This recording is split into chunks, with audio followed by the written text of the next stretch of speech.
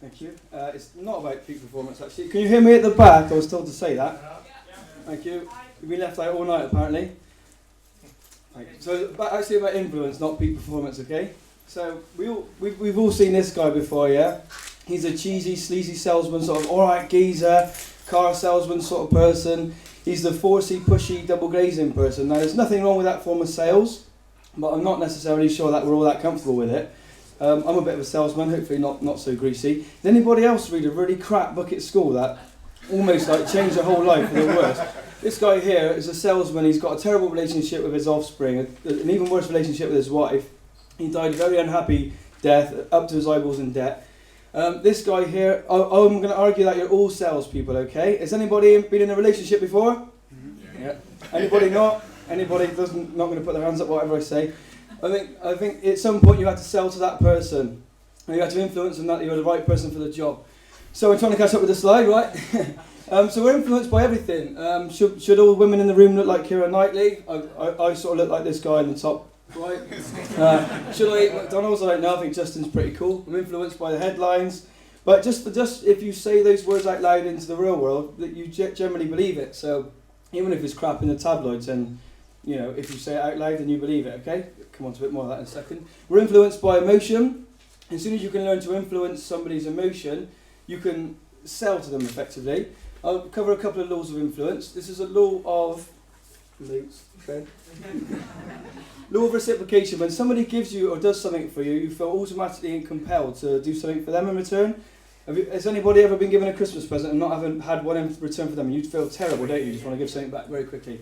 The law of social proof. If one of your friends recommends something to you, the likelihood is that you're going to use that product or service for yourself, just because they've referred it and you trust them.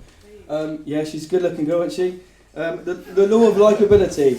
Cheryl Cole's music is sold in abundance, and there's no coincidence that her current media image is all over the place because of the X Factor. It's directly proportional, I was going to say, to her media exposure. Scarcity. When a resource is scarce, the value goes up. I went to a seminar about 2 weeks ago, and they were promoting the fact that people, there were only 20 places left on this course, right? There were supposedly 150, and just because that resource was scarce, they sold the tickets a hell of a lot faster. It could have only been that 120 people had said yes and not paid any money, but made you feel compelled to go and buy, okay? So who's influenced by other people? Nobody, okay? But if this guy was stood in the centre of Bristol looking up into the sky and making this sort of noise, would you think he was a bit strange or throw something at him? I'd argue if 5 or 6 people were surrounding him and making the same noise, you would probably go and have a look to see what they're looking at, yeah? So other people influence other people. An American woman is one of the most successful salespeople in the States. She changed the tagline from "people are waiting to take your call" to "if the lines are busy, please keep trying." Okay, so I mean it paints a very different picture in your mind. I wish I would have rehearsed this presentation. Anybody heard of The Secret? Or know what The Secret is? Yeah, there's a law of attraction. I wish you didn't know what The Secret was. It's not a secret. Where are my glasses half empty people? Anybody? Oh, everybody's glass is half full. That's fantastic, right?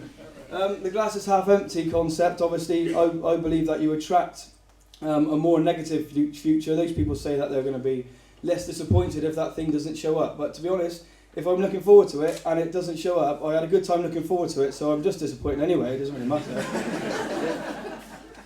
Okay, so we're all just energy. Yeah, we're all just energy vibrating at a certain frequency. And the law of attraction basically dictates that we get more of whatever we focus on in a positive and negative sense. And like attract like, so birds of a feather flock together, you know, all that kind of stuff, you heard it before. We're all attracted to one another, not all necessarily sexually, but yeah, everybody in this room's looking for effectively the same thing, so, and we're all here tonight and everyone's having a great time, I certainly am. So, quantum mechanics. How long have you got?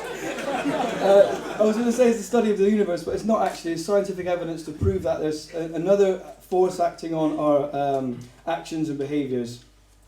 funny enough, my surname's Leppier. I was going to tell you what the dictionary definition of influence is, but Leppier shows up, and I was called that a lot at school. I've obviously got a problem with school, haven't I, mentioned in the book? But the dictionary definition of Leppier, dictionary definition of influence is ethereal. I should remember that, shouldn't I?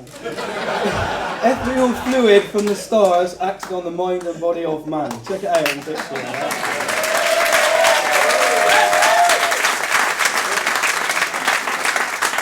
Right, I can't say that. Thank you for listening.